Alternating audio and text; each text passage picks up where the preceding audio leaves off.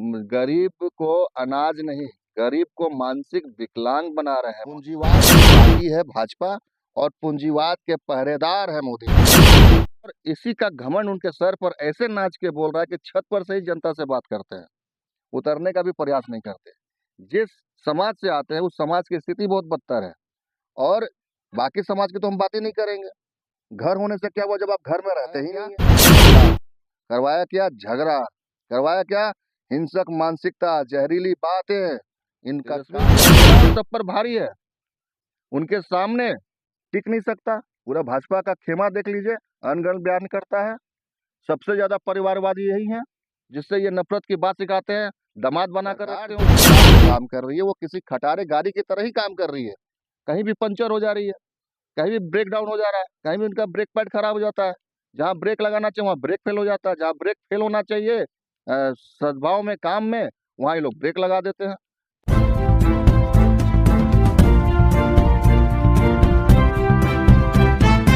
नमस्कार, राष्ट्रीय जनता खबर देख रहे हैं। देखिए, इस वक्त हम सारण के अमनौर विधानसभा में हैं, जहां पे हमारे साथ डॉक्टर अरुण जी हैं।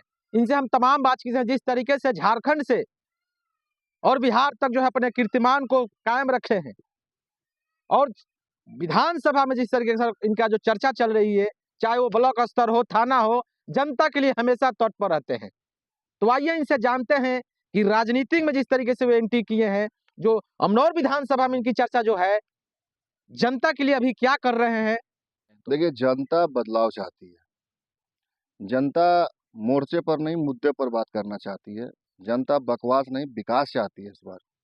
और जनता चाहती है कि अमनौर विधानसभा, जहां एक भी महिला डॉक्टर नहीं है, जहां के लोग थाने में सुरक्षित नहीं है, थाने से सुरक्षित नहीं है, जहां ब्लॉक स्तर पर आज भी राशन कार्ड बनाने के लिए और अनाज की जो चोरी हो रही है, जो गरीबों को मिलना चाहिए, उन सब से परेशान है जनता।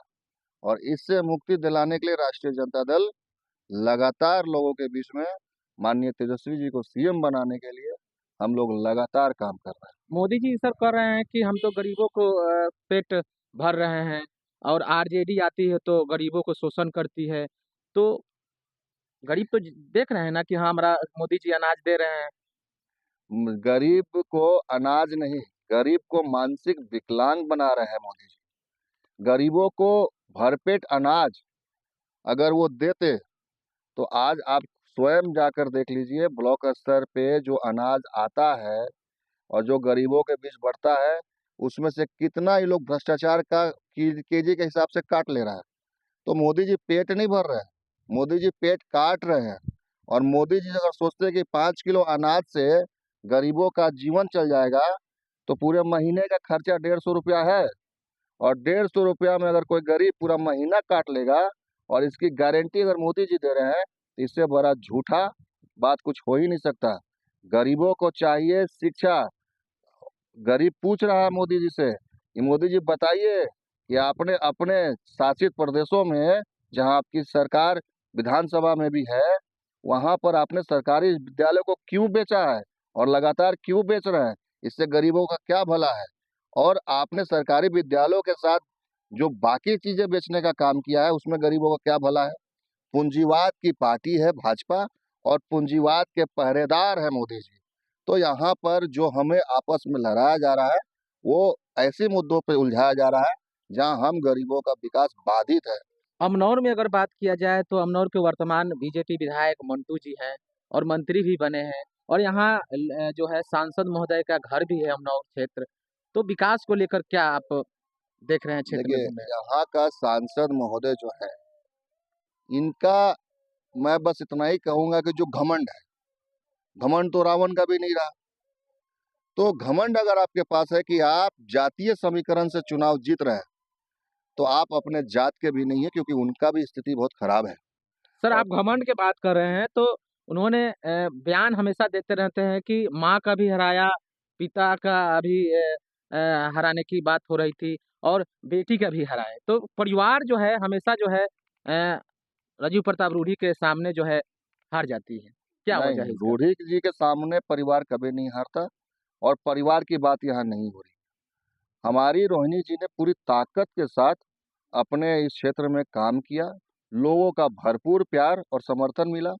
रोही जी अगर जीत पाए हैं तो इसमें पूरा खेल भाजपा का तंत्र का है, और जनता तो चाहती थी कि रोहिणी जी ही यह पद जीते, लेकिन रूढ़िवादिता के कारण रोही जी आज इस क्षेत्र में है, और इसी का घमंड उनके सर पर ऐसे नाच के बोल रहा है कि छत पर से ही जनता से बात करते हैं, उतरने का भी प्रयास नहीं करते। जिस समाज से आते हैं उस समाज की स्थिति बहुत बदतर है, और बाकी समाज की तो हम बात ही नहीं करेंगे। घर होने से क्या हुआ जब आप घर में रहते ही नहीं है। विधानसभा, 5 विधानसभा में आपने कभी भी घूमने का काम नहीं किया। आप इतने दिनों से सांसद हैं, आपने एक काम आप बता दीजिए। क्या आपने अपने क्षेत्र में महिला डॉक्टर को रखवाया? क्या आपने अपने क्षेत्र के अस्पतालों में दवाइयाँ रखवाई? क्या आपने अपने क्षेत्र के विद्यालयों का मरम्मत करवाया, स्कूलों का मरम्मत करवाया, सड़कों की मरम्मत करवाई? कुछ नहीं करवाया। करवाया क्या? हल्ला। करवाया क्या? झगड़ा। करवाया क्या? हिंसक मानसिकता, जहरीली बातें, इनका काम है। और जनता को मुद्दों से नहीं भटकाना है, जनता को मुद्दों पर लाना है ताकि पूरे क्षेत्र का विकास हो। टीएसबी का जो है माई बहन योजना जो है आपके द्वारा खास तौर अमनौर विधानसभा में जनता के बीच में कैसे आप जन जन तक पहुंचा रहे हैं? बिल्कुल, हम लोग माई बहन मान सम्मान योजना हो, वृद्धा पेंशन बढ़ाने का बात हो, या फिर बिजली 200 यूनिट माफ करने की बात हो, हम लोग यह बात इसलिए प्रचारित कर रहे हैं ताकि तेजस्वी जी जब सीएम बनकर आए और भरपूर तरीके से जो बेरोजगारी है पूरे प्रदेश में, उसका पूरी तरह से खात्मा हो, लोगों की समस्याएं खत्म हो, गरीबों का भला हो। और हम लोग इसको स्कूलों में जाकर कार्यक्रम कर रहे हैं, तेजस्वी जी का प्रचार कर रहे हैं, छात्रों के बीच में, छात्राओं के बीच में, युवाओं के बीच में हम लोग तरह तरह के कार्यक्रम करा रहे हैं। हम लोग हर जगह जा रहे हैं, मंदिर में जा रहे हैं, मस्जिद में जा रहे हैं, विद्यालय में जा रहे हैं, खेत में जा रहे हैं, और खेल के मैदान में भी जा रहे हैं, ताकि वहाँ पर जन जन तक ये बात पहुँचाए। और तेजस्वी जी की जो बात है वो जनता की बात है, और जनता चाहती है कि इस बार तेजस्वी की सरकार बने। और हमारी सर्वे देख लीजिए, सर्वे में तेजस्वी जी सबसे ऊपर है, और अकेला है तेजस्वी जी, अकेला और सब पर भारी है, उनके सामने टिक नहीं सकता। पूरा भाजपा का खेमा देख लीजिए, अनगढ़ बयान करता है। सबसे ज्यादा परिवारवादी यही है, जिससे ये नफरत की बात सिखाते हैं, दामाद बना कर रखते हैं उसको। तो ये लोग जो है अपने आप को बता रहे हैं कि आप हमारी जो समस्याएं हैं उसको राजद परिवारवाद में लेके चला जाता है। राजद परिवार के बारे में सोचता है? कौन 2500 बोलता है? कहाँ से देंगे तेजस्वी जी? बजट कुछ और है और तेजस्वी जी पैसा कहाँ से लाएंगे? तेजस्वी जी पैसा वहीं से लाएंगे जैसे उन्होंने 17 महीने में 5 लाख लोगों को नौकरियां दी, 3.5 लाख को प्रक्रियाधीन किया। यह भी तो असंभव था। 17 महीना में 5 लाख लोगों को नौकरी देना क्या संभव था? तेजस्वी जी ने संभव किया। और रहा बात बजट का, तो बजट बढ़ेगा, राजस्व वसूली होगा।